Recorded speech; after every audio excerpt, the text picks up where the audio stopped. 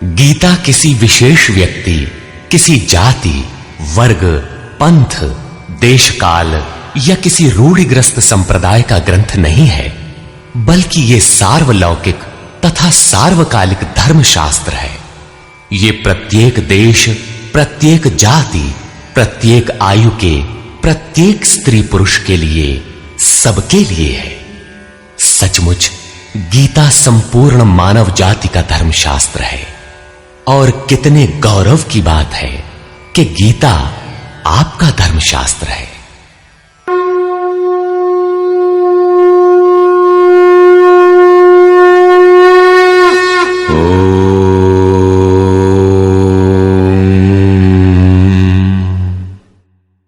श्री परमात्मने नमः।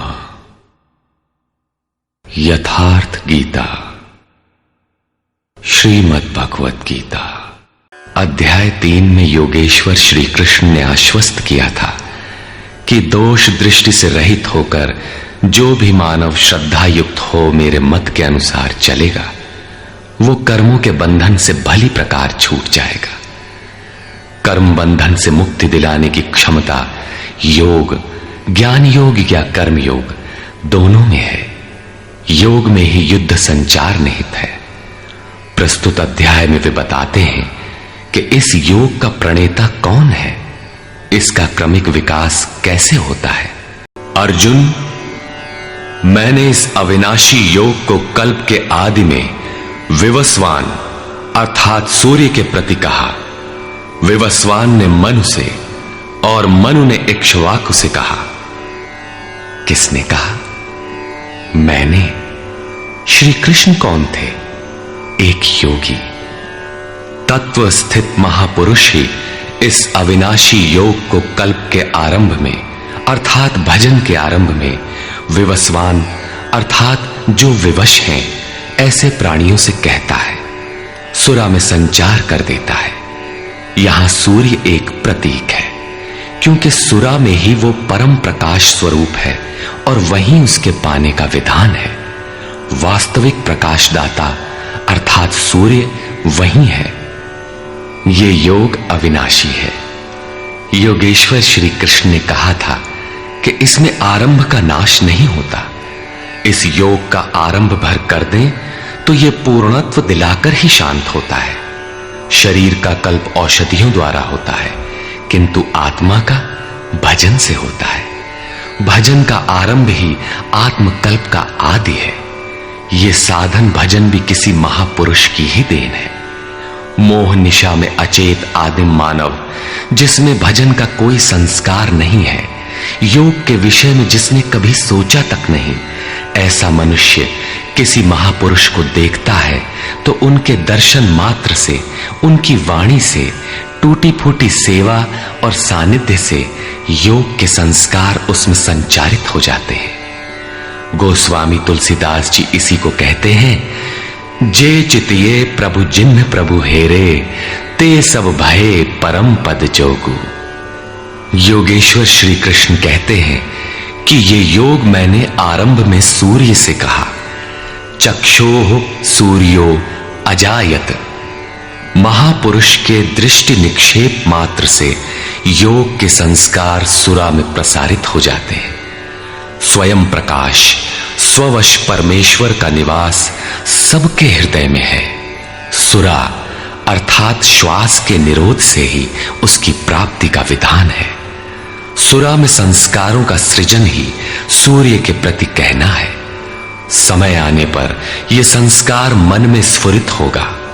यही सूर्य का मन से कहना है। मन में स्फुरित होने पर महापुरुष के उस वाक्य के प्रति इच्छा जागृत हो जाएगी। यदि मन में कोई बात है तो उसे पाने की इच्छा अवश्य होगी। यही मनु का इक्ष्वाकु से कहना है। लालसा होगी कि वो नियत कर्म करें जो अविनाशी है, जो कर्म बंधन से मोक्ष दिलाता है।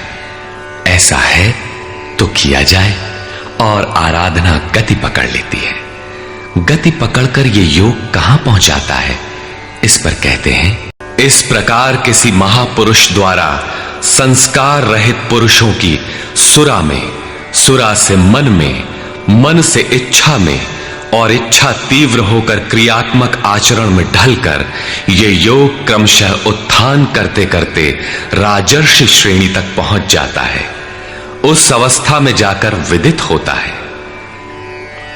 इस स्तर के साधक में रिद्धियों सिद्धियों का संचार होता है। वो योग इस महत्वपूर्ण काल में इसी लोक अर्थात शरीर में प्रायः नष्ट हो जाता है। इस सीमा रेखा को कैसे पार किया जाए? क्या इस विशेष स्थल पर पहुंचकर सभी नष्ट हो जाते हैं? श्री कृष्ण कहते हैं, नहीं, जो मेरा आश्रित है, मेरा प्रिय भक्त है, अनन्य सखा है, वो नष्ट नहीं होता। वो ही ये पुरातन योग अब मैंने तेरे लिए वर्णन किया है, क्योंकि तू मेरा भक्त और सखा है और ये योग उत्तम रहस्यपूर्ण है। अर्जुन क्षत्रिय श्रेणी का साधक था, राजर्षि की अवस्था वाला था, जहां रिद्धियों सिद्धियों के थपेड़े में साधक नष्ट हो जाता है। इस काल में भी योग कल्याण की मुद्रा में ही है, किंतु प्रायः साधक यहां पहुंचकर लड़खड़ा जाते हैं। ऐसा अविनाशी किंतु रहस्यमय योग श्री कृष्ण ने अर्जुन से कहा, क्योंकि नष्ट होने की अवस्था में अर्जुन था ही। क्यों कहा? इसलिए कि तू मेरा भक्त है, अनन्य भाव से मेरे आश्रित है, प्रिय है, सखा है। जिस परमात्मा की हमें चाह है, वो सद्गुरु परमात्मा आत्मा से अभिन्न होकर जब निर्देशन देने लगे, तभी वास्तविक भजन आरंभ होता है। यहां प्रेरक की अवस्था में परमात्मा और सद्गुरु एक दूसरे के पर्याय हैं। जिस सतह पर हम खड़े हैं, उसी स्तर पर जब स्वयं प्रभु हृदय में उतर आए, रोकथाम करने लगे, डगमगाने पर संभालें, तभी मन वश में हो पाता है। मन बस होई तबही जब प्रेरक प्रभु बरजे।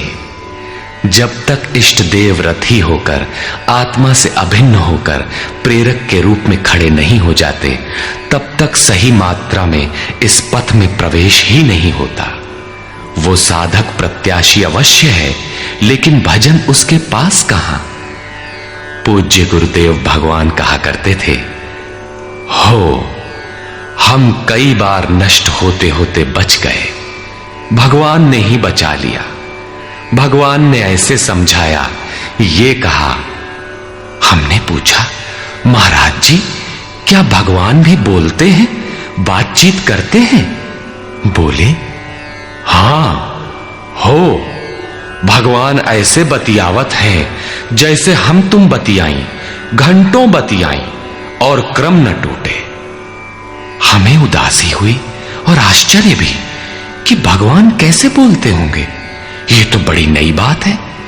कुछ देर बाद महाराज जी बोले, काहे घबराता है, तो हूं से बतियाई है। अक्षरशः सत्य था उनका कथन, और यही सख्य भाव है। सखा की तरह वे निराकरण करते रहें, तभी इस नष्ट होने वाली स्थिति से साधक पार हो पाता है। अभी तक योगेश्वर श्री कृष्ण ने किसी महापुरुष द्वारा योग के आरंभ, इसमें आने वाले व्यवधान, उससे पार पाने का रास्ता बताया। इस पर अर्जुन ने प्रश्न किया, भगवान, आपका जन्म तो अपरम अब हुआ है और मेरे अंदर सुरा का संचार बहुत पुराना है, तो मैं कैसे मान लूं कि इस योग को भजन के आदि में आपने ही कहा था? इस पर योगेश्वर श्री कृष्ण महाराज बोले, अर्जुन, मेरे और तेरे बहुत से जन्म हो चुके हैं। हे परम तप, उन सबको तू नहीं जानता, किंतु मैं जानता हूं। साधक नहीं जानता, स्वरूपस्थ महापुरुष जानता है, अव्यक्त की स्थिति वाला जानता है। क्या आप सबकी तरह पैदा होते हैं? श्री कृष्ण कहते हैं, नहीं, स्वरूप की प्राप्ति शरीर प्राप्ति से भिन्न है। मेरा जन्म इन आंखों से नहीं देखा जा सकता। मैं अजन्मा, अव्यक्त, शाश्वत होते हुए भी शरीर के आधार वाला हूं। शरीर के रहते ही उस परम तत्व में प्रवेश पाया जाता है। लेश मात्र भी कमी है तो जन्म लेना पड़ता है। अभी तक अर्जुन श्री कृष्ण को अपने समान देहधारी समझता है। वो अंतरंग प्रश्न रखता है, क्या आपका जन्म वैसा ही है जैसा सबका है? क्या आप भी शरीरों की तरह पैदा होते हैं? श्री कृष्ण कहते हैं, मैं विनाश रहित, पुनः जन्म रहित और समस्त प्राणियों के स्वर में संचारित होने पर भी अपनी प्रकृति को अधीन करके आत्म माया से प्रकट होता हूं। एक माया तो अविद्या है, जो प्रकृति में ही विश्वास दिलाती है, नीच एवं अधम योनियों का कारण बनती है। दूसरी माया है आत्म माया, जो आत्मा में प्रवेश दिलाती है, स्वरूप के जन्म का कारण बनती है। इसी को योग माया भी कहते हैं, जिससे हम विलग हैं। उस शाश्वत स्वरूप से ये जोड़ती है, मिलन कराती है। उस आत्मिक प्रक्रिया द्वारा मैं अपनी त्रिगुणमयी प्रकृति को अधीन करके ही प्रकट होता हूं।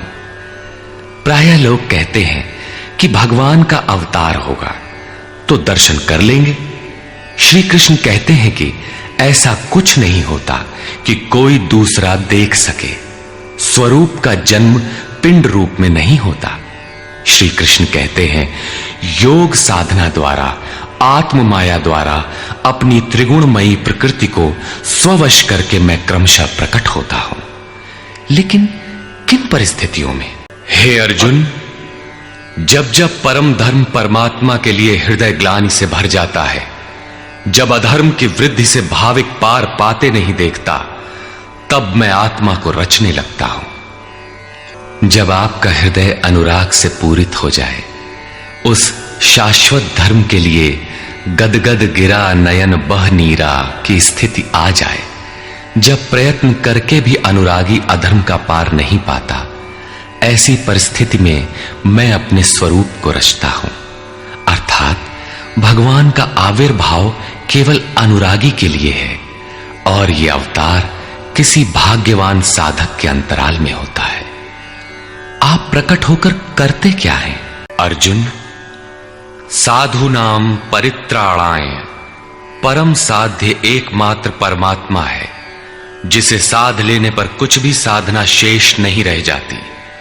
उस साध्य में प्रवेश दिलाने वाले विवेक, वैराग्य, शम दम इत्यादि दैवी संपद को निर्विघ्न प्रवाहित करने के लिए तथा दुष्कृताम, जिससे दूषित कार्य रूप लेते हैं, उन काम क्रोध राग द्वेषादि विजातीय प्रवृत्तियों को समूल नष्ट करने के लिए तथा धर्म को भली प्रकार स्थिर करने के लिए मैं युग युग में प्रकट होता हूं। युग का तात्पर्य सतयुग, त्रेता, द्वापर में नहीं। युग धर्मों का उतार चढ़ाव मनुष्यों के स्वभाव पर है। युग धर्म सदैव रहे हैं।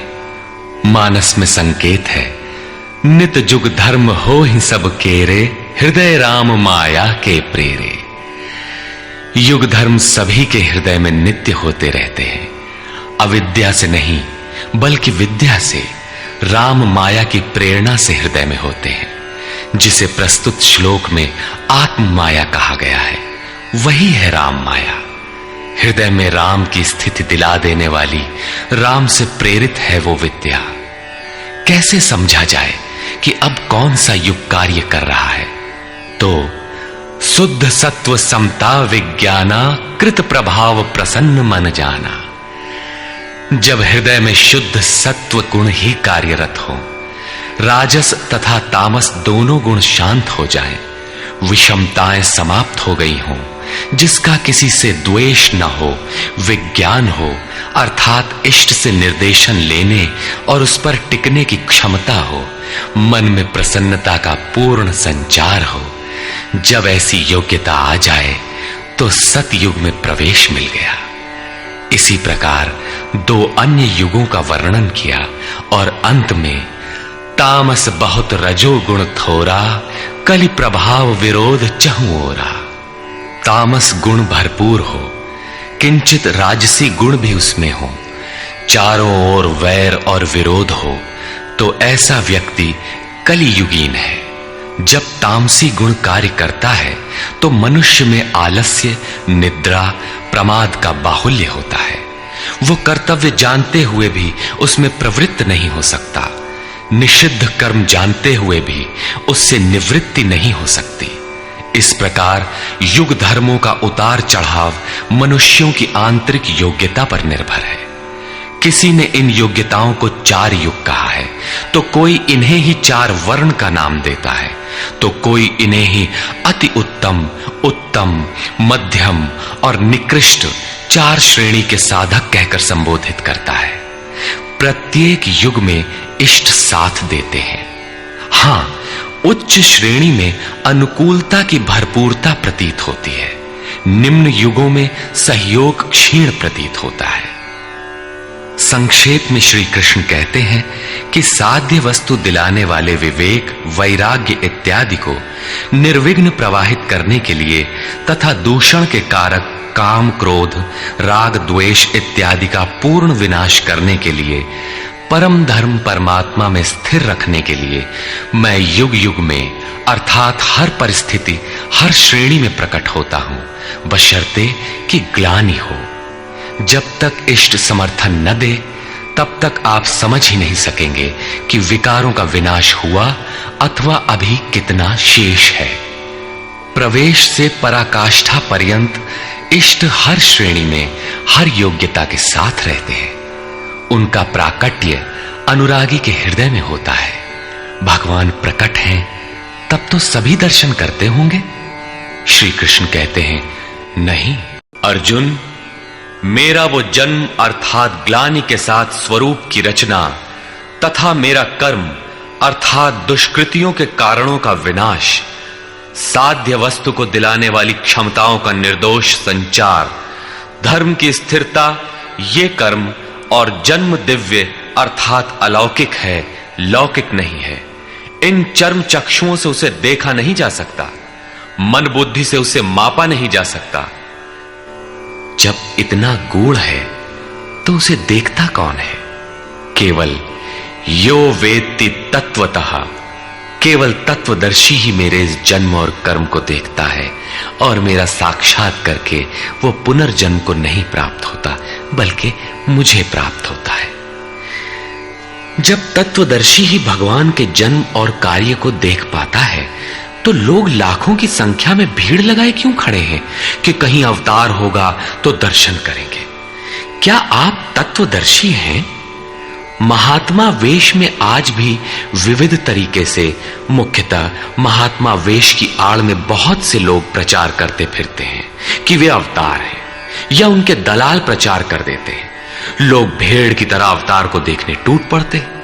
किंतु श्री कृष्ण कहते हैं कि केवल तत्वदर्शी ही देख पाता है।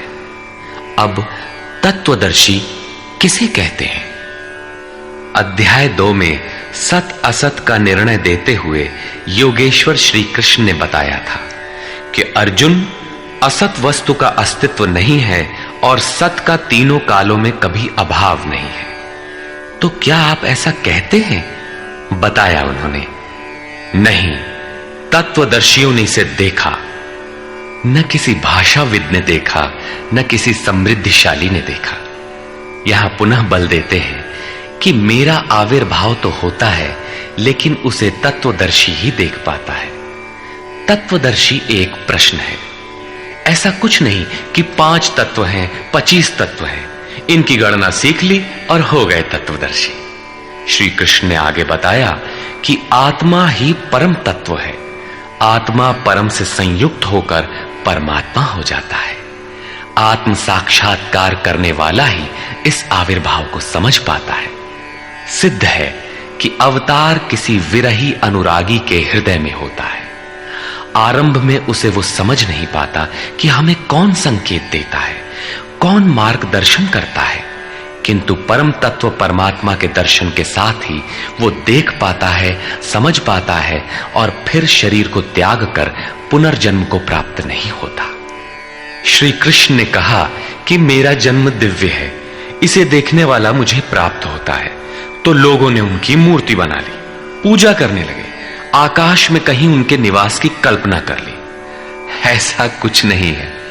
उन महापुरुषों का आशय केवल इतना था कि यदि आप निर्धारित कर्म करें तो पाएंगे कि आप भी दिव्य हैं।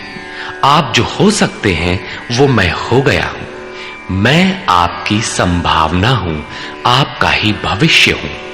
अपने भीतर आप जिस दिन ऐसी पूर्णता पा लेंगे तो आप भी वही होंगे जो श्री कृष्ण है। जो श्री कृष्ण का स्वरूप है वही आपका भी हो सकता है। अवतार कहीं बाहर नहीं होता। हां, यदि अनुराग पूरित हृदय हो तो आपके भीतर भी अवतार की अनुभूति संभव है। वे आपको प्रोत्साहित करते हैं कि बहुत से लोग इस मार्ग पर चलकर मेरे स्वरूप को प्राप्त कर चुके हैं। राग और विराग दोनों से परे वीतराग तथा इसी प्रकार भय अभय, क्रोध अक्रोध दोनों से परे अनन्य भाव से अर्थात अहंकार रहित मेरे शरण हुए बहुत से लोग ज्ञान तप से पवित्र होकर मेरे स्वरूप को प्राप्त हो चुके हैं। अब ऐसा होने लगा हो ऐसी बात नहीं है। यह विधान सदैव से रहा है। बहुत से पुरुष इसी प्रकार से मेरे स्वरूप को प्राप्त हो चुके हैं। किस प्रकार? जिन जिन का हृदय अधर्म की वृद्धि देखकर परमात्मा के लिए ग्लानि से भर गया, उस स्थिति में मैं अपने स्वरूप को रचता हूं। वे मेरे स्वरूप को प्राप्त होते हैं। जिसे योगेश्वर श्री कृष्ण ने तत्व दर्शन कहा था उसे ही अब ज्ञान कहते हैं।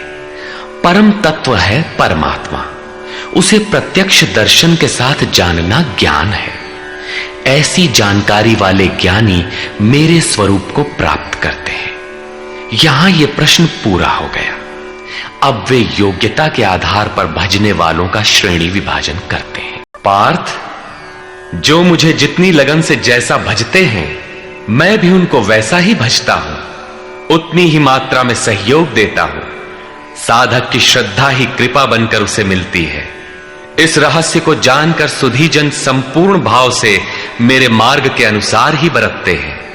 जैसा मैं बरतता हूं, जो मुझे प्रिय है वैसा ही आचरण करते हैं। जो मैं कराना चाहता हूं वही करते हैं। भगवान कैसे भजते हैं? वे रथी बनकर खड़े हो जाते हैं, साथ चलने लगते हैं। यही उनका भजना है। दूषित जिनसे पैदा होते हैं उनका विनाश करने के लिए वे खड़े हो जाते हैं। सत्य में प्रवेश दिलाने वाले सद्गुणों का परित्राण करने के लिए वे खड़े हो जाते हैं। जब तक इष्ट देव हृदय से पूर्णता रथी न हो और हर कदम पर सावधान न करें, तब तक कोई कैसा ही भजनानंदी क्यों न हो, लाख आंख मूंदे, लाख प्रयत्न करे, वो इस प्रकृति के द्वंद्व से पार नहीं हो सकता। वो कैसे समझेगा कि हम कितनी दूरी तय कर चुके, कितना शेष है। इष्ट ही आत्मा से अभिन्न होकर खड़े हो जाते हैं और उसका मार्गदर्शन करते हैं कि तुम यहां पर हो, ऐसे करो, ऐसे चलो। इस प्रकार प्रकृति की खाई पाटते हुए शनैः शनैः आगे बढ़ाते हुए स्वरूप में प्रवेश दिला देंगे। भजन तो साधक को ही करना पड़ता है, किंतु उसके द्वारा इस पथ में जो दूरी तय होती है वो इष्ट की देन है। ऐसा जानकर सभी मनुष्य सर्वतोभावेन मेरा अनुसरण करते हैं। किस प्रकार वे बरतते हैं? वे पुरुष इस मनुष्य शरीर में कर्मों की सिद्धि चाहते हुए देवताओं को पूजते हैं। कर्म कौन सा? श्री कृष्ण ने कहा, अर्जुन तू नियत कर्म कर। नियत कर्म क्या है? यज्ञ की प्रक्रिया ही कर्म है। यज्ञ क्या है? साधना की विधि विशेष, जिसमें श्वास प्रश्वास का हवन, इंद्रियों के बहिर्मुखी प्रवाह को संयमाग्नि में हवन किया जाता है, जिसका परिणाम है परमात्मा। कर्म का शुद्ध अर्थ है आराधना, जिसका स्वरूप इसी अध्याय में आगे मिलेगा। इस आराधना का परिणाम क्या है? संसिद्धिम, परम सिद्धि परमात्मा, यान्ति ब्रह्म सनातनम, शाश्वत ब्रह्म में प्रवेश, परम नैष्कर्म्य की स्थिति। श्री कृष्ण कहते हैं, मेरे अनुसार बरतने वाले लोग इस मनुष्य लोक में कर्म के परिणाम परम नैष्कर्म सिद्धि के लिए देवताओं को पूजते हैं, अर्थात दैवी संपद को बलवती बनाते हैं। तीसरे अध्याय में उन्होंने बताया था कि इस यज्ञ द्वारा तुम देवताओं की वृद्धि करो, दैवी संपद को बलवती बनाओ। ज्यों ज्यों हृदय देश में वो दैवी संपद उन्नत होगी, त्यों ही त्यों तुम्हारी उन्नति होगी। इस प्रकार परस्पर उन्नति करते हुए परम श्रेय को प्राप्त हो जाओ। अंत तक उन्नति करते जाने की ये अंतःक्रिया है। इसी पर बल देते हुए श्री कृष्ण कहते हैं कि मेरे अनुकूल बरतने वाले लोग इस मनुष्य शरीर में कर्मों की सिद्धि चाहते हुए दैवी संपद को बलवती बनाते हैं, जिससे वो नैष्कर्म्य सिद्धि शीघ्र ही होती है। वो असफल नहीं होती, सफल ही होती है। शीघ्र का तात्पर्य, क्या कर्म में प्रवृत्ति होते ही तत्क्षण ये परम सिद्धि मिल जाती है? श्री कृष्ण कहते हैं, नहीं, इस सोपान पर क्रमशः चढ़ने का विधान है। कोई छलांग लगाकर भावातीत ध्यान जैसा चमत्कार नहीं होता। इस पर देखें, अर्जुन, चातुर्वर्ण्यम मया सृष्टम, 4 वर्णों की रचना मैंने की। तो क्या मनुष्यों को 4 भागों में बांट दिया? श्री कृष्ण कहते हैं, नहीं, गुण कर्म विभागशः, गुणों के माध्यम से कर्म को 4 भागों में बांटा। गुण एक पैमाना है, मापदंड है। तामसी गुण होगा तो आलस्य, निद्रा, प्रमाद, कर्म में न प्रवृत्त होने का स्वभाव, जानते हुए भी अकर्तव्य से निवृत्ति न हो पाने की विवशता रहेगी। ऐसी अवस्था में साधन आरंभ कैसे करें? 2 घंटे आप आराधना में बैठते हैं, इस कर्म के लिए प्रयत्नशील होना चाहते हैं, किंतु 10 मिनट भी अपने पक्ष में नहीं पाते। शरीर अवश्य बैठा है, लेकिन जिस मन को बैठना चाहिए वो हवा से बातें कर रहा है, कुतर्कों का जाल बुन रहा है, तरंग पर तरंग छाई है। तो आप बैठे क्यों हैं? समय क्यों नष्ट करते हैं? उस समय केवल परिचर्यात्मकम कर्म शूद्रस्यापि स्वभावजम, जो महापुरुष अव्यक्त की स्थिति वाले हैं, अविनाशी तत्व में स्थित हैं, उनकी तथा इस पथ पर अग्रसर अपने से उन्नत लोगों की सेवा में लग जाओ। इससे दूषित संस्कार शमन होते जाएंगे, साधना में प्रवेश दिलाने वाले संस्कार सबल होते जाएंगे। क्रमशः तामसी गुण न्यून होने पर राजसी गुणों की प्रधानता तथा सात्विक गुण के स्वल्प संचार के साथ साधक की क्षमता वैश्य श्रेणी की हो जाती है। उस समय वही साधक इंद्रिय संयम, आत्मिक संपत्ति का संग्रह स्वभावतः करने लगेगा। कर्म करते करते उसी साधक में सात्विक गुणों का बाहुल्य हो जाएगा, राजसी गुण कम रह जाएंगे, तामसी गुण शांत रहेंगे। उस समय वही साधक क्षत्रिय श्रेणी में प्रवेश पालेगा। शौर्य, कर्म में प्रवृत्त रहने की क्षमता, पीछे न हटने का स्वभाव, सब भावों पर स्वामी भाव, प्रकृति के तीनों गुणों को काटने की क्षमता उसके स्वभाव में ढल जाएगी। वही कर्म और सूक्ष्म होने पर मात्र सात्विक गुण कार्यरत रह जाने पर मन का शमन, इंद्रियों का दमन, एकाग्रता, सरलता, ध्यान, समाधि, ईश्वरीय निर्देश, आस्तिकता इत्यादि ब्रह्म में प्रवेश दिलाने वाली स्वाभाविक क्षमता के साथ वही साधक ब्राह्मण श्रेणी का कहा जाता है। यह ब्राह्मण श्रेणी के कर्म की निम्नतम सीमा है। जब वही साधक ब्रह्म में स्थित हो जाता है, उस अंतिम सीमा में वो स्वयं में न ब्राह्मण रहता है, न क्षत्रिय, न वैश्य, न शूद्र, किंतु दूसरों के मार्गदर्शन हेतु वही ब्राह्मण है। कर्म एक ही है, नियत कर्म आराधना। अवस्था भेद से इसी कर्म को ऊंची नीची 4 सीढ़ियों में बांटा। किसने बांटा? किसी योगेश्वर ने बांटा, अव्यक्त स्थिति वाले महापुरुष ने बांटा। उसके कर्ता मुझ अविनाशी को अकर्ता ही जान। क्यों? क्योंकि कर्मों के फल में मेरी स्पृहा नहीं है। कर्मों का फल क्या है?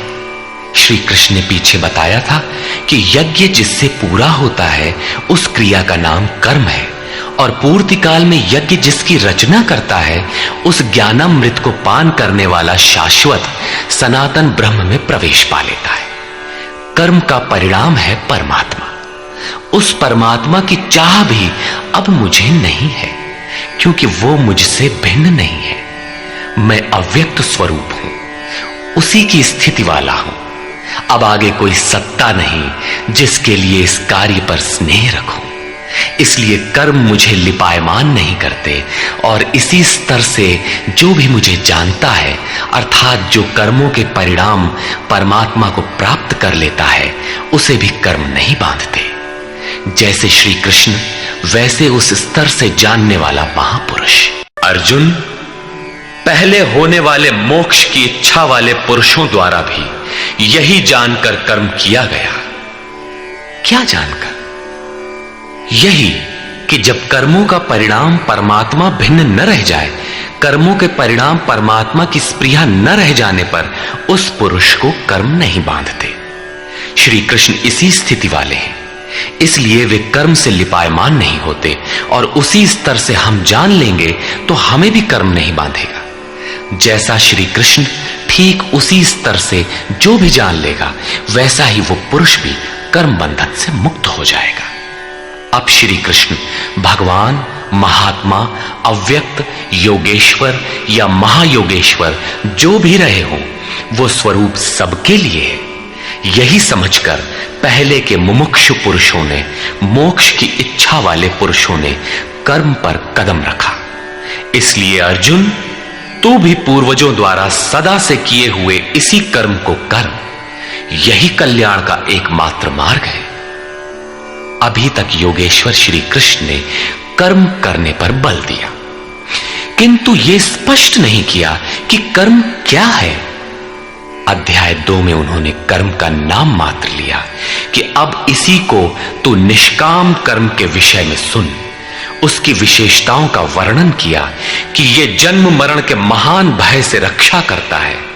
कर्म करते समय सावधानी का वर्णन किया, लेकिन यह नहीं बताया कि कर्म क्या है।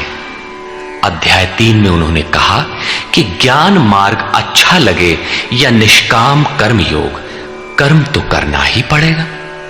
न कर्मों को त्यागने से कोई ज्ञानी होता है, और न कर्म को न आरंभ करने से कोई निष्कर्मी। हठवश जो नहीं करते वे दंभी हैं। इसलिए मन से इंद्रियों को वश में करके कर्म कर। कौन सा कर्म करें? तो बताया, नियत कर्म कर। अब ये निर्धारित कर्म है कौन? तो बोले, यज्ञ की प्रक्रिया ही नियत कर्म है। एक नवीन प्रश्न दिया कि यज्ञ क्या है जिसे करें तो कर्म हो जाए।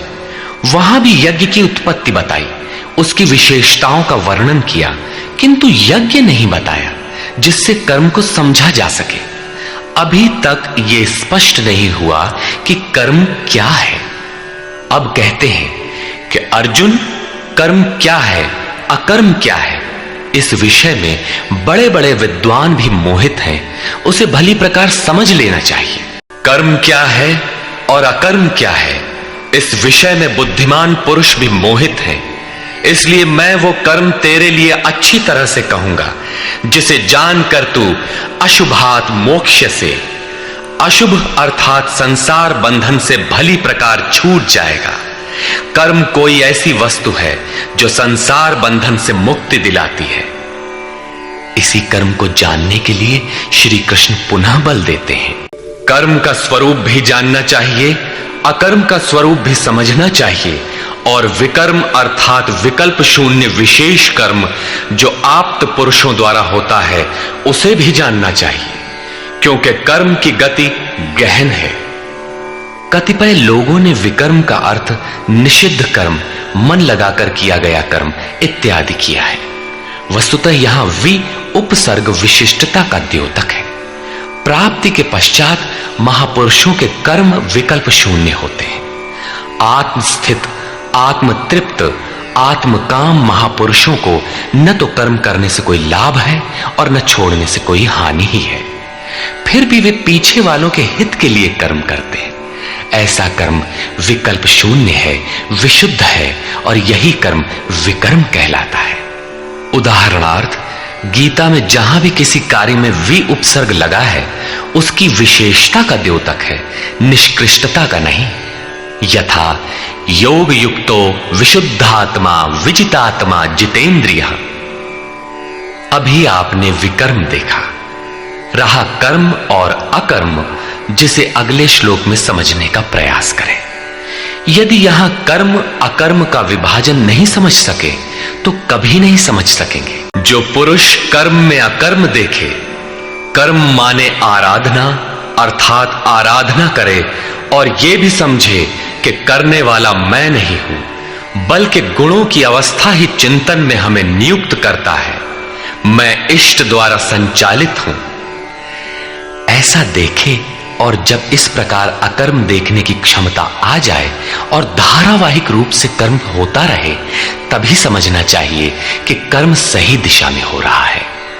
वही पुरुष मनुष्यों में बुद्धिमान है, मनुष्यों में योगी है, योग से युक्त बुद्धि वाला है और संपूर्ण कर्मों का करने वाला है। उसके द्वारा कर्म करने में लेश मात्र भी त्रुटि नहीं रह जाती। कर्म का अर्थ है भजन, कर्म का अर्थ है योग साधना को भली प्रकार संपादित करना, जिसका विशद वर्णन इसी अध्याय में आगे आ रहा है। यहां कर्म और अकर्म का केवल विभाजन किया गया। अर्जुन, यस्य सर्वे समारंभा, जिस पुरुष के द्वारा संपूर्णता से आरंभ की हुई क्रिया काम संकल्प वर्जिता क्रमशः उत्थान होते होते इतनी सूक्ष्म हो गई कि वासना और मन के संकल्प विकल्प से ऊपर उठ गई। कामना और संकल्पों का निरोध होना मन की विजेतावस्था है। अतः कर्म कोई ऐसी वस्तु है जो इस मन को कामना और संकल्प विकल्प से ऊपर उठा देता है। उस समय ज्ञानाग्नि दग्ध कर्माणम, अंतिम संकल्प के भी शमन के साथ, जिसे हम नहीं जानते, जिसे जानने के लिए हम इच्छुक थे, उस परमात्मा की प्रत्यक्ष जानकारी हो जाती है। क्रियात्मक पथ पर चलकर परमात्मा की प्रत्यक्ष जानकारी का नाम ही ज्ञान है। उस ज्ञान के साथ ही दग्ध कर्माणम, कर्म सदा के लिए दग्ध हो जाते हैं। जिसे पाना था पा लिया, आगे कोई सत्ता नहीं जिसकी शोध करे, इसलिए कर्म करके ढूंढे भी तो किसे। उस जानकारी के साथ कर्म की आवश्यकता समाप्त हो जाती है। ऐसी स्थिति वालों को ही बोध स्वरूप महापुरुषों ने पंडित कहकर संबोधित किया है। उनकी जानकारी पूर्ण है। ऐसी स्थिति वाला महापुरुष करता क्या है, रहता कैसे है, उसकी रहनी पर प्रकाश डालते हैं।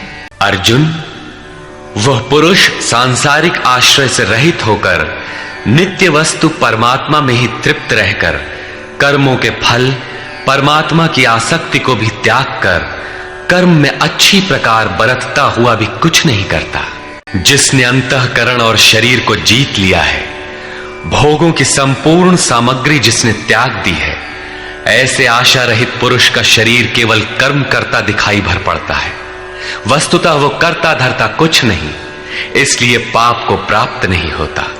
वो पूर्णत्व को प्राप्त है, इसलिए आवागमन को प्राप्त नहीं होता। अपने आप जो कुछ भी प्राप्त हो उसी में संतुष्ट रहने वाला, सुख दुख राग द्वेष और हर्ष शोकादि द्वंद्वों से परे, विमत्सरः, ईर्ष्या रहित तथा सिद्धि और असिद्धि में समभाव वाला पुरुष कर्मों को करके भी नहीं बंधता।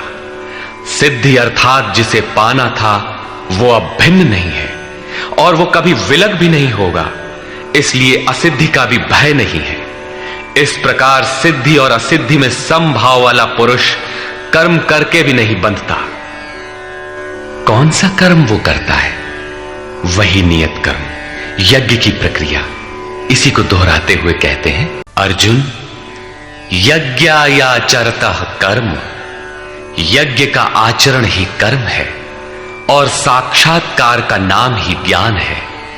इस यज्ञ का आचरण करके साक्षात्कार के साथ ज्ञान में स्थित संग दोष और आसक्ति से रहित मुक्त पुरुष के संपूर्ण कर्म भली प्रकार विलीन हो जाते हैं।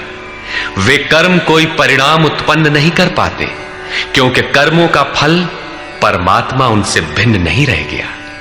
अब फल में कौन सा फल लगेगा? इसलिए उन मुक्त पुरुषों को अपने लिए कर्म करने की आवश्यकता समाप्त हो जाती है। फिर भी लोक संग्रह के लिए वे कर्म करते ही हैं, और करते हुए भी वे इन कर्मों से लिप्त नहीं होते। जब करते हैं तो लिप्त क्यों नहीं होते? इस पर कहते हैं, ऐसे मुक्त पुरुष का समर्पण ब्रह्म है, हवि ब्रह्म है, अग्नि भी ब्रह्म ही है।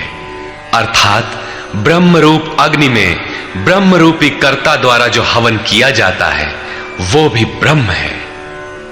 ब्रह्म कर्म समाधिना, जिसके कर्म ब्रह्म का स्पर्श करके समाधिस्थ हो चुके हैं, उसमें विलय हो चुके हैं, ऐसे महापुरुष के लिए जो प्राप्त होने योग्य है वो भी ब्रह्म ही है। वो कर्ता धर्ता कुछ नहीं, केवल लोक संग्रह के लिए कर्म में बरतता है। ये तो प्राप्ति वाले महापुरुष के लक्षण हैं, किंतु कर्म में प्रवेश लेने वाले प्रारंभिक साधक कौन सा यज्ञ करते हैं? अब यहां उसी यज्ञ को स्पष्ट करते हैं। गत श्लोक में योगेश्वर श्री कृष्ण ने परमात्म स्थित महापुरुषों के यज्ञ का निरूपण किया, किंतु दूसरे योगी जो अभी उस तत्व में स्थित नहीं हुए हैं, क्रिया में प्रवेश करने वाले हैं, वे आरंभ कहां से करें? इस पर कहते हैं कि दूसरे योगी लोग दैवम यज्ञम, अर्थात दैवी संपद को अपने हृदय में बलवती बनाते हैं, जिसके लिए ब्रह्मा का निर्देश था कि इस यज्ञ द्वारा तुम लोग देवताओं की उन्नति करो। ज्यों ज्यों हृदय देश में दैवी संपद अर्जित होगी, वही तुम्हारी प्रगति होगी, और क्रमशः परस्पर उन्नति करके परम श्रेय को प्राप्त करो। दैवी संपद को हृदय देश में बलवती बनाना प्रवेशिका श्रेणी के योगियों का यज्ञ है। वो दैवी संपद अध्याय 16 के आरंभिक 3 श्लोकों में वर्णित है, जो हैं तो सब में केवल महत्वपूर्ण कर्तव्य समझकर उनकी जागृति करें, उनमें लगे। इन्हीं को इंगित करते हुए योगेश्वर ने कहा कि अर्जुन, तू शोक मत कर, क्योंकि तू दैवी संपद को प्राप्त हुआ है। तू मुझ में निवास करेगा, मेरे ही शाश्वत स्वरूप को प्राप्त करेगा, क्योंकि ये दैवी संपद परम कल्याण के लिए ही है। और इसके विपरीत आसुरी संपद नीच और अधम योनियों का कारण है। इसी आसुरी संपद का हवन होने लगता है, इसलिए यह यज्ञ है और यहीं से यज्ञ का आरंभ है। दूसरे योगी ब्रह्माग्नौ, पर ब्रह्म परमात्म रूप अग्नि में यज्ञ के द्वारा ही यज्ञ का अनुष्ठान करते हैं। श्री कृष्ण ने आगे बताया कि इस शरीर में अधियज्ञ मैं हूं।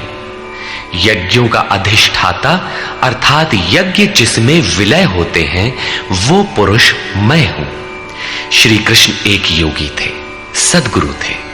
इस प्रकार दूसरे योगी जन ब्रह्म रूपी अग्नि में यज्ञ अर्थात यज्ञ स्वरूप सद्गुरु को उद्देश्य बनाकर यज्ञ का अनुष्ठान करते हैं। सारांशतः सद्गुरु के स्वरूप का ध्यान करते हैं। अन्य योगी जन श्रोत्रादिक अर्थात श्रोत्र, नेत्र, त्वचा, जिह्वा, नासिका सब इंद्रियों को संयम रूपी अग्नि में हवन करते हैं, अर्थात इंद्रियों को विषयों से समेटकर संयत कर लेते हैं। यहां आग नहीं जलती। जैसे अग्नि में डालने से हर वस्तु भस्मसात हो जाती है, ठीक इसी प्रकार संयम ही एक अग्नि है जो इंद्रियों के संपूर्ण बहिर्मुखी प्रवाह को दग्ध कर देता है। दूसरे योगी लोग शब्दादिक अर्थात शब्द, स्पर्श, रूप, रस और गंध विषयों को इंद्रिय रूपी अग्नि में हवन कर देते हैं, अर्थात उनका आशय बदलकर साधना परक बना लेते हैं।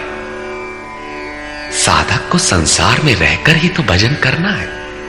सांसारिक लोगों के भले बुरे शब्द उससे टकराते ही रहते हैं। विषयोत्तेजक ऐसे शब्दों को सुनते ही साधक उनके आशय को योग, वैराग्य सहायक, वैराग्योत्तेजक भावों में बदलकर इंद्रिय रूपी अग्नि में हवन कर देते हैं। जैसे कि एक बार अर्जुन अपने चिंतन में रत था, अकस्मात उसके कर्ण कुहरों में संगीत लहरी झंझना उठी। उसने सिर उठाकर देखा तो उर्वशी खड़ी थी। जो एक वेश्या थी। सभी उसके रूप पर मुग्ध हो झूम रहे थे, किंतु अर्जुन ने उसे स्नेहिल दृष्टि से मातृवत देखा। उस शब्द रूप से मिलने वाले विकार विलीन हो गए, इंद्रियों के अंतराल में ही समाहित हो गए। यहां इंद्रिय ही अग्नि है। अग्नि में डाली हुई वस्तु जैसे भस्मसात हो जाती है, उसी प्रकार आशय बदलकर इष्ट के अनुकूल ढाल लेने पर विषयोत्तेजक रूप, रस, गंध, स्पर्श और शब्द भी भस्म हो जाते हैं। साधक पर कुप्रभाव नहीं डाल पाते। साधक इन शब्दादिकों में रुचि नहीं लेता, इन्हें ग्रहण नहीं करता। इन श्लोकों में अपरे, अन्य शब्द एक ही साधक की ऊंची नीची अवस्थाएं हैं। एक ही यज्ञकर्ता का ऊंचा नीचा स्तर है, न कि अपरे अपरे कहने से कोई अलग अलग यज्ञ। अभी तक योगेश्वर ने जिस यज्ञ की चर्चा की, उसमें क्रमशः दैवी संपत्ति को अर्जित किया जाता है। इंद्रियों की संपूर्ण चेष्टाओं का संयम किया जाता है।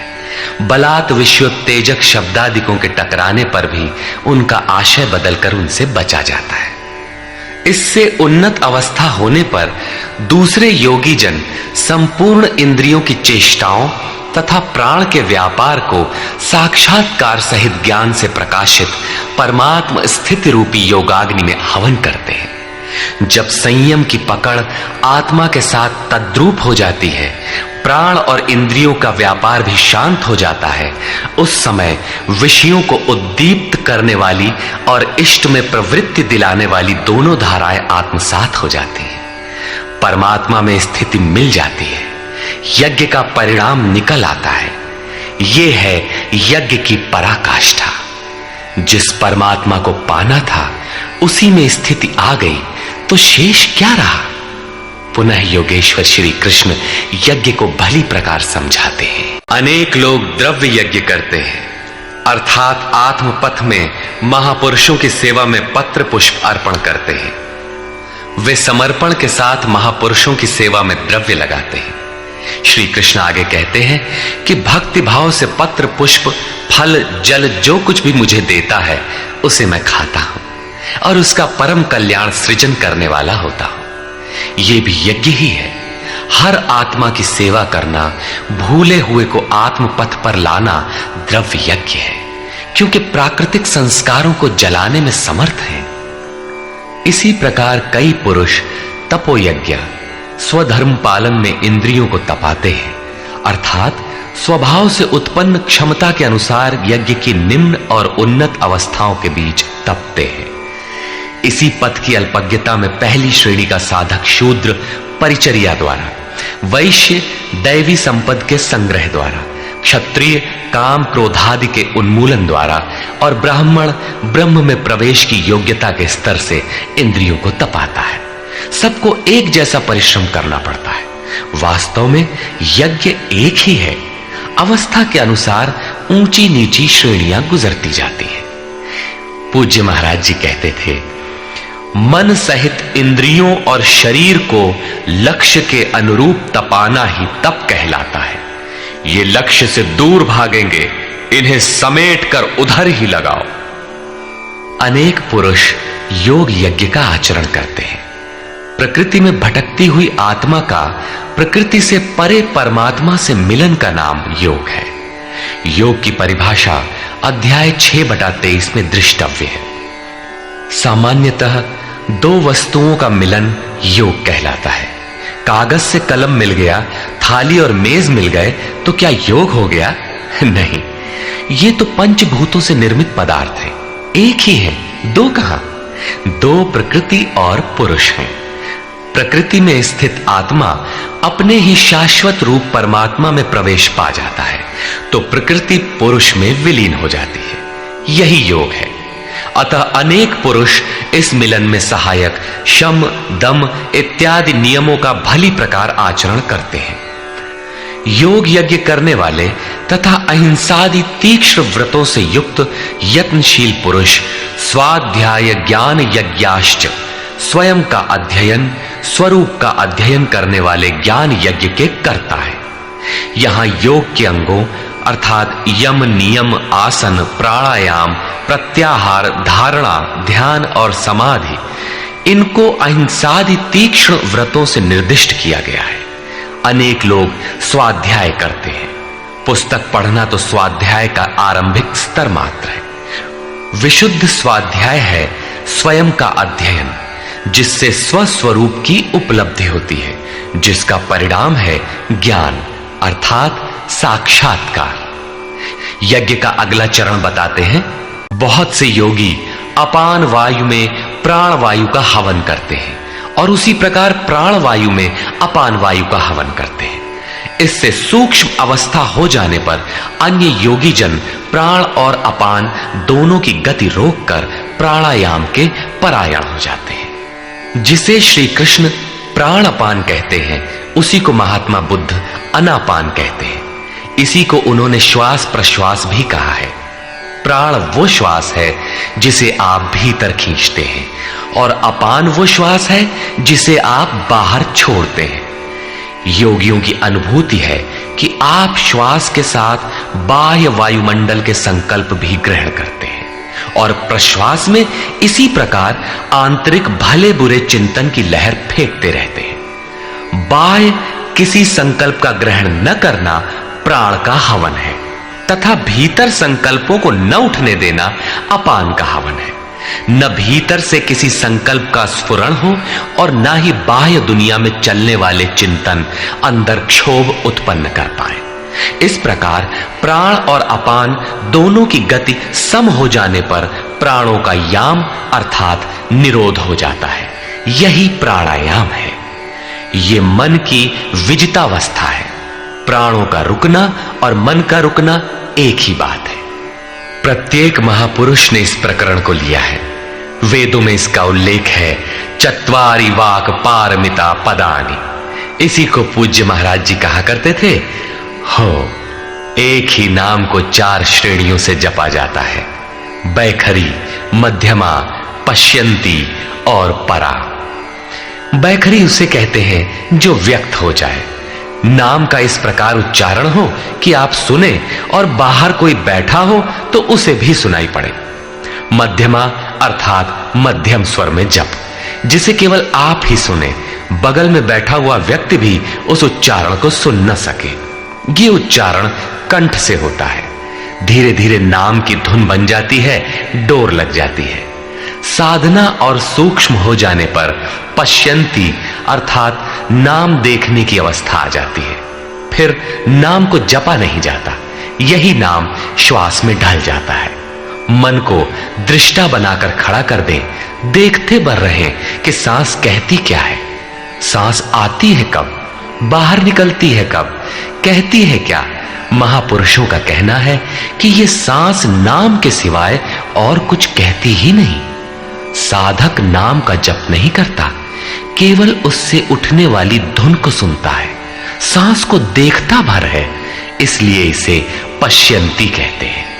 पश्यंती में मन को दृष्टा के रूप में खड़ा करना पड़ता है, किंतु साधन और उन्नत हो जाने पर सुनना भी नहीं पड़ता। एक बार सुरत लगा भर दे, स्वतः सुनाई देगा। जपय न जपावे अपने से आवे, न स्वयं जपो न मन को सुनने के लिए बाध्य करो, और जप चलता रहे। इसी का नाम है अजपा। ऐसा नहीं कि जप प्रारंभ ही न करे और आ गई अजपा। यदि किसी ने जप नहीं प्रारंभ किया तो अजपा नाम की कोई वस्तु भी उसके पास नहीं होगी। अजपा का अर्थ है हम न जपें किंतु जाप हमारा साथ न छोड़े। एक बार सुरत का कांटा लगा भर दे तो जप प्रवाहित हो जाए और अनवरत चलता रहे। इस स्वाभाविक जप का नाम है अजपा, और यही है परावाणी का जप। यह प्रकृति से परे तत्व परमात्मा में प्रवेश दिलाती है। इसके आगे वाणी में कोई परिवर्तन नहीं है। परम का दिग्दर्शन करा के उसी में विलीन हो जाती है, इसलिए इसे परा कहते हैं। मन श्वास के साथ जुड़ा है।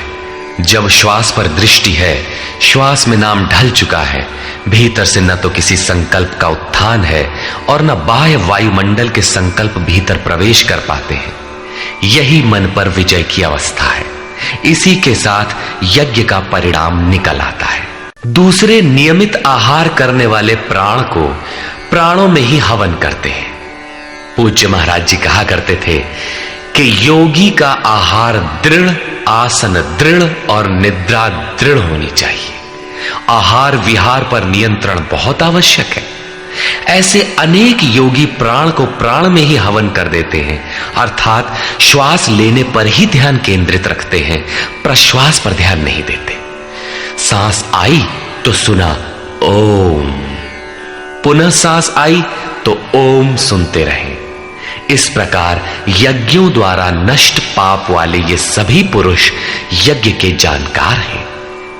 इन निर्दिष्ट विधियों में से यदि कहीं से भी करते हैं तो वे सभी यज्ञ के ज्ञाता हैं। अब यज्ञ का परिणाम बताते हैं। कुरुश्रेष्ठ अर्जुन, यज्ञ शिष्टामृत भुज, यज्ञ जिसकी सृष्टि करता है, जिसे अवशेष छोड़ता है, वो है अमृत। उसकी प्रत्यक्ष जानकारी ज्ञान है। उस ज्ञानामृत को भोगने अर्थात प्राप्त करने वाले योगी जन यान्ति ब्रह्म सनातनम, शाश्वत सनातन पर ब्रह्म को प्राप्त होते हैं। यज्ञ कोई ऐसी वस्तु है जो पूर्ण होते ही सनातन पर ब्रह्म में प्रवेश दिला देती है। यज्ञ न करें तो आपत्ति क्या है? श्री कृष्ण कहते हैं कि यज्ञ रहित पुरुष को पुनः ये मनुष्य लोक अर्थात मानव शरीर भी सुलभ नहीं होता, फिर अन्य लोग कैसे सुखदायी होंगे? उसके लिए तो तिर्यक योनियां सुरक्षित हैं, इससे अधिक कुछ नहीं। अतः यज्ञ करना मनुष्य मात्र के लिए नितांत आवश्यक है। इस प्रकार उपर्युक्त बहुत प्रकार के यज्ञ वेद की वाणी में कहे गए हैं, ब्रह्म के मुख से विस्तारित है। प्राप्ति के पश्चात महापुरुषों के शरीर को परब्रह्म धारण कर लेता है। ब्रह्म से अभिन्न अवस्था वाले उन महात्माओं की बुद्धि मात्र यंत्र होती है, उनके द्वारा वो ब्रह्म ही बोलता है। उसकी वाणी में इन यज्ञों का विस्तार किया गया है। इन सब यज्ञों को तू कर्म जान विद्धि, कर्म से उत्पन्न हुआ जान। यही पहले भी कहे आए हैं, यज्ञः कर्म समुद्भवः। उन्हें इस प्रकार क्रियात्मक चलकर जान लेने पर, जैसा अभी बताया था, यज्ञ करके जिनका पाप नष्ट हो चुका हो वही यज्ञ के यथार्थ ज्ञाता है।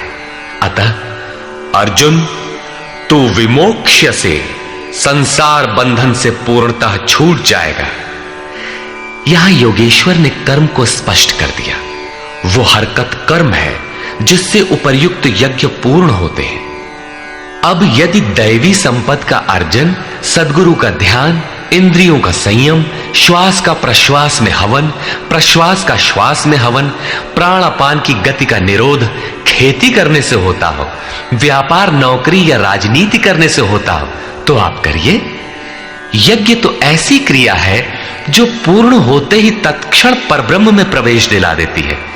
बाह्य किसी भी कार्य से आप तत्क्षण ब्रह्म में प्रवेश पा जाते हो तो कीजिए। वस्तुतः ये सब के सब यज्ञ चिंतन की अंतःक्रियाएं हैं, आराधना का चित्रण है जिससे आराध्य देव विदित होता है। यज्ञ उस आराध्य तक की दूरी तय करने की निर्धारित प्रक्रिया विशेष है। ये यज्ञ श्वास प्रश्वास, प्राणायाम इत्यादि जिस क्रिया से संपन्न होते हैं उस कार्य प्रणाली का नाम कर्म है। कर्म का शुद्ध अर्थ है आराधना, चिंतन। प्रायः लोग कहते हैं कि संसार में कुछ भी किया जाए हो गया कर्म, कामना से रहित होकर कुछ भी करते जाओ हो गया निष्काम कर्मयोग। कोई कहता है कि अधिक लाभ के लिए विदेशी वस्त्र बेचते हैं तो आप सकामी हैं, देश सेवा के लिए स्वदेशी बेचें तो हो गया निष्काम कर्मयोग।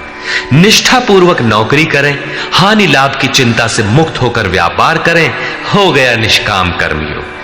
जय पराजय की भावना से मुक्त होकर युद्ध करें, चुनाव लड़ें, हो गए निष्कर्मी। मरोगे तो मुक्ति हो जाएगी। वस्तुतः ऐसा कुछ भी नहीं है। योगेश्वर श्री कृष्ण ने स्पष्ट शब्दों में बताया कि इस निष्काम कर्म में निर्धारित क्रिया एक ही है, व्यवसायात्मिका बुद्धि रेकेह कुरुनंदन। अर्जुन, तू निर्धारित कर्म को कर। यज्ञ की प्रक्रिया ही कर्म है। यज्ञ क्या है? श्वास प्रश्वास का हवन, इंद्रियों का संयम, यज्ञ स्वरूप महापुरुष का ध्यान, प्राणायाम, प्राणों का निरोध। ये यज्ञ जिससे होने लगे उस क्रिया का नाम कर्म है। संपूर्ण गीता में एक भी श्लोक ऐसा नहीं है जो सांसारिक कार्य व्यापारों का समर्थन करता हो। प्रायः यज्ञ का नाम आने पर लोग बाहर एक यज्ञ वेदी बनाकर तिल जौ लेकर स्वाहा बोलते हुए हवन प्रारंभ कर देते हैं। ये एक धोखा है। द्रव्य यज्ञ दूसरा है जिसे श्री कृष्ण ने कई बार कहा, किंतु पशु बलि, वस्तुदाह इत्यादि से इसका कोई संबंध नहीं है। अर्जुन, सांसारिक द्रव्यों से सिद्ध होने वाले यज्ञ की अपेक्षा ज्ञान यज्ञ, जिसका परिणाम ज्ञान अर्थात साक्षात्कार है, यज्ञ जिसकी सृष्टि करता है, उस अमृत तत्व की जानकारी का नाम ज्ञान है। ऐसा यज्ञ श्रेयस्कर है, परम कल्याणकारी है। हे पार्थ, संपूर्ण कर्म ज्ञान में शेष हो जाते हैं, परिसमाप्यते, भली प्रकार समाहित हो जाते हैं। ज्ञान यज्ञ की पराकाष्ठा है। उसके पश्चात कर्म किए जाने से न कोई लाभ है और न छोड़ देने से उस महापुरुष की कोई क्षति ही होती है। इस प्रकार भौतिक द्रव्यों से होने वाले यज्ञ भी यज्ञ है, किंतु उस यज्ञ की तुलना में जिसका परिणाम साक्षात्कार है, उस ज्ञान यज्ञ की अपेक्षा अत्यंत अल्प है। आप करोड़ का हवन करें, सैकड़ों यज्ञ वेदी बना लें, सतपथ पर द्रव्य लगावें, साधु संत महापुरुषों की सेवा में द्रव्य लगावें, किंतु इस ज्ञान यज्ञ की अपेक्षा अल्प है।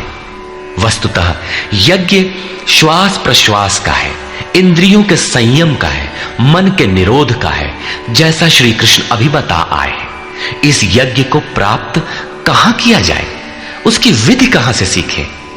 यथा, इसलिए अर्जुन, तू तत्वदर्शी महापुरुष के पास जाकर भली प्रकार प्रणत होकर, अर्थात दंडवत प्रणाम करके, अहंकार त्याग कर, शरण होकर, भली प्रकार सेवा करके, निष्कपट भाव से प्रश्न करके तो उस ज्ञान को जान। वे तत्व को जानने वाले ज्ञानी जन तेरे लिए उस ज्ञान का उपदेश करेंगे, साधना पथ पर चलाएंगे। समर्पित भाव से सेवा करने के उपरांत ही इस ज्ञान को सीखने की क्षमता आती है। तत्वदर्शी महापुरुष परम तत्व परमात्मा का प्रत्यक्ष दिग्दर्शन करने वाले हैं। वे यज्ञ की विधि विशेष के ज्ञाता हैं और वही आपको भी सिखाएंगे। यदि अन्य यज्ञ होता तो ज्ञानी तत्वदर्शी की क्या आवश्यकता थी? स्वयं भगवान के सामने ही तो अर्जुन खड़ा था। भगवान उसे तत्वदर्शी के पास क्यों भेजते हैं?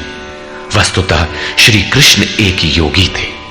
उनका आशय है कि आज तो अनुरागी अर्जुन मेरे समक्ष उपस्थित है, भविष्य में अनुरागियों को कहीं भ्रम ना हो जाए कि श्री कृष्ण तो चले गए, अब किसकी शरण जाए।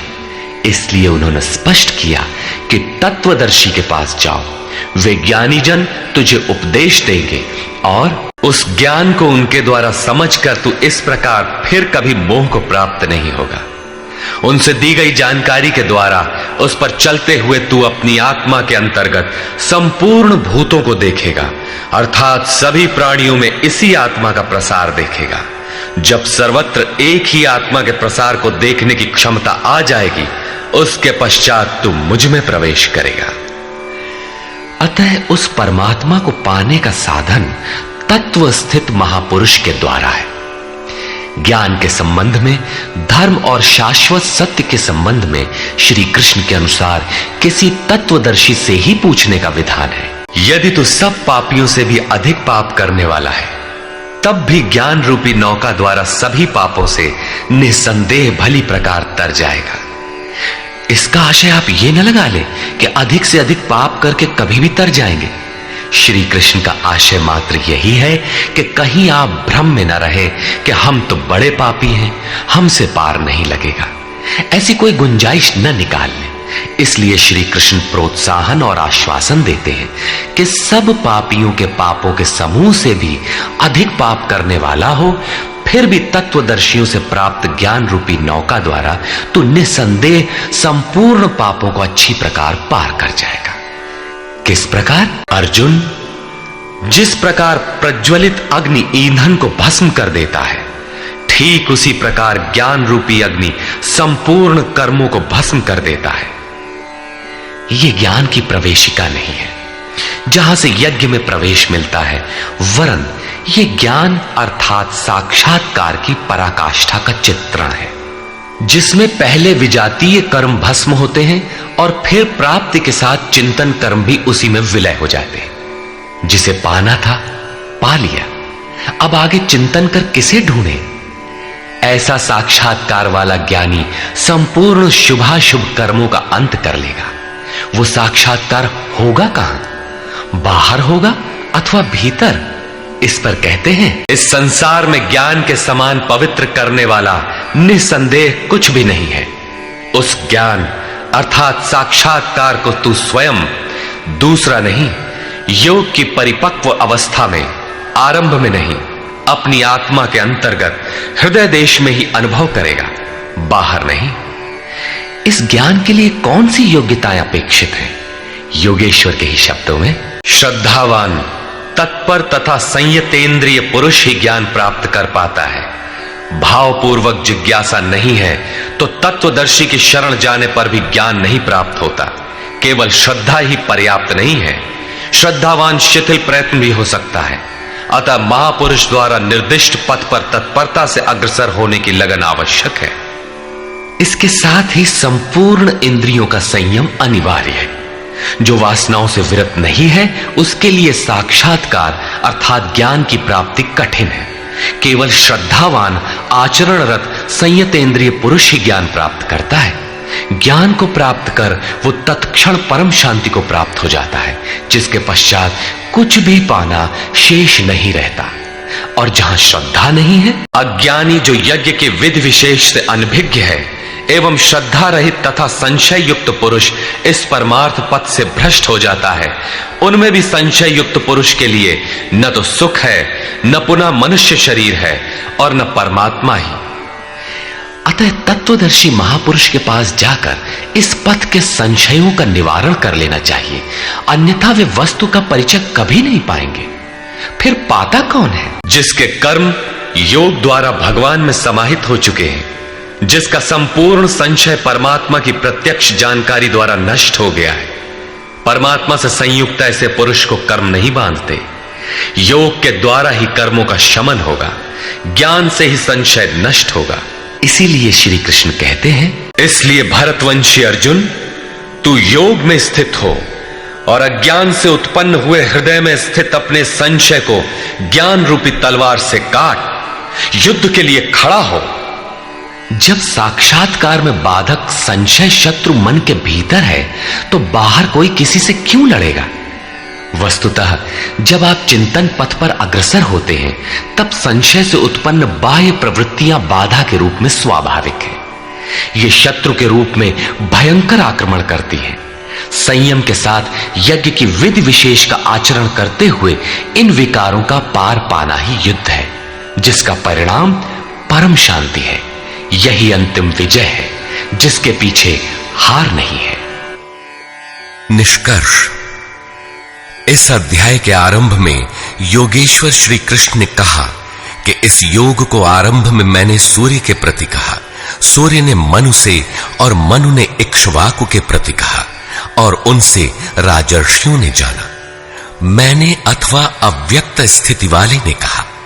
महापुरुष भी अव्यक्त स्वरूप वाला ही है, शरीर तो उसके रहने का मकान मात्र है। ऐसे महापुरुष की वाणी में परमात्मा ही प्रवाहित होता है। ऐसे किसी महापुरुष से योग सूर्य द्वारा संचारित होता है। उस परम प्रकाश रूप का प्रसार सुरा के अंतराल में होता है, इसलिए सूर्य के प्रति कहा। श्वास में संचारित होकर वे संस्कार रूप में आ गए। सुरा में संचित रहने पर समय आने पर वही मन में संकल्प बनकर आ जाता है। उसकी महत्ता समझने पर मन में उस वाक्य के प्रति इच्छा जागृत होती है और योग कार्य रूप ले लेता है। क्रमशः उत्थान करते करते यह योग रिद्धियों सिद्धियों की राजर्षित्व श्रेणी तक पहुंचने पर नष्ट होने की स्थिति में जा पहुंचता है। किंतु जो प्रिय भक्त हैं, अनन्य सखा हैं, उसे महापुरुष ही संभाल लेते हैं। अर्जुन के प्रश्न करने पर कि आपका जन्म तो अब हुआ है, योगेश्वर श्री कृष्ण ने बताया, अव्यक्त, अविनाशी, अजन्मा और संपूर्ण भूतों में प्रवाहित होने पर भी आत्म माया योग प्रक्रिया द्वारा अपनी त्रिगुणमयी प्रकृति को वश में करके मैं प्रकट होता हूं। प्रकट होकर करते क्या है? साध्य वस्तुओं को परित्राण देने तथा जिनसे दूषित उत्पन्न होते हैं उनका विनाश करने के लिए, परम धर्म परमात्मा को स्थिर करने के लिए मैं आरंभ से पूर्ति पर्यंत पैदा होता हूं। मेरा वह जन्म और कर्म दिव्य है, उसे केवल तत्वदर्शी ही जान पाते हैं। भगवान का आविर्भाव तो कलयुग की अवस्था में ही हो जाता है। यदि सच्ची लगन हो किंतु आरंभिक साधक समझ ही नहीं पाता कि यह भगवान बोल रहे हैं या यूं ही संकेत मिल रहे हैं। आकाश से कौन बोलता है? महाराज जी बताते थे कि जब भगवान कृपा करते हैं, आत्मा से रथी हो जाते हैं, तो खंबे से, वृक्ष से, पत्ते से, शून्य से, हर स्थान से बोलते और संभालते हैं। उत्थान होते होते जब परम तत्व परमात्मा विदित हो जाए, तभी स्पर्श के साथ ही वो स्पष्ट समझ पाता है। इसलिए अर्जुन, मेरे उस स्वरूप को तत्वदर्शियों ने देखा और मुझे जानकर वे तत्क्षण मुझ में ही प्रविष्ट हो जाते हैं, जहां से पुनः आवागमन में नहीं आते। इस प्रकार उन्होंने भगवान के आविर्भाव की विधि को बताया कि वह किसी अनुरागी के हृदय में होता है, बाहर कदापि नहीं। श्री कृष्ण ने बताया, मुझे कर्म नहीं बांधते और इस स्तर से जो जानता है उसे भी कर्म नहीं बांधते। यही समझकर मुमुक्षु पुरुषों ने कर्म का आरंभ किया था कि उस स्तर से जानेंगे तो जैसे श्री कृष्ण, वैसा ही उस स्तर से जानने वाला वह पुरुष, और जान लेने पर वैसा ही वह मुमुक्ष अर्जुन। यह उपलब्धि निश्चित है यदि यज्ञ किया जाए। यज्ञ का स्वरूप बताया, यज्ञ का परिणाम परम तत्व परम शांति बताया। इस ज्ञान को पाया कहां जाए? इस पर किसी तत्वदर्शी के पास जाने और उन्हें विधियों से पेश आने को कहा, जिससे वे महापुरुष अनुकूल हो जाए। योगेश्वर ने स्पष्ट किया कि वह ज्ञान तू स्वयं आचरण करके पाएगा, दूसरे के आचरण से तुझे नहीं मिलेगा। वह भी योग की सिद्धि के काल में प्राप्त होगा, प्रारंभ में नहीं। वह ज्ञान अर्थात साक्षात्कार हृदय देश में होगा, बाहर नहीं। श्रद्धालु, तत्पर, संयतेंद्रिय एवं संशय रहित पुरुष ही इसे प्राप्त करता है। अतः हृदय में स्थित अपने संशय को वैराग्य की तलवार से काट। यह हृदय देश की लड़ाई है। बाह्य युद्ध से गीतोक्त युद्ध का कोई प्रयोजन नहीं है। इस अध्याय में योगेश्वर श्री कृष्ण ने मुख्य रूप से यज्ञ का स्वरूप स्पष्ट किया और बताया कि यज्ञ जिससे पूरा होता है उसे करने अर्थात कार्य प्रणाली का नाम कर्म है। कर्म को भली प्रकार इसी अध्याय में स्पष्ट किया। अतः इस प्रकार स्वामी अड़गड़ानंद कृत श्रीमद् भगवद गीता के भाष्य यथार्थ गीता का चौथा अध्याय पूर्ण होता है।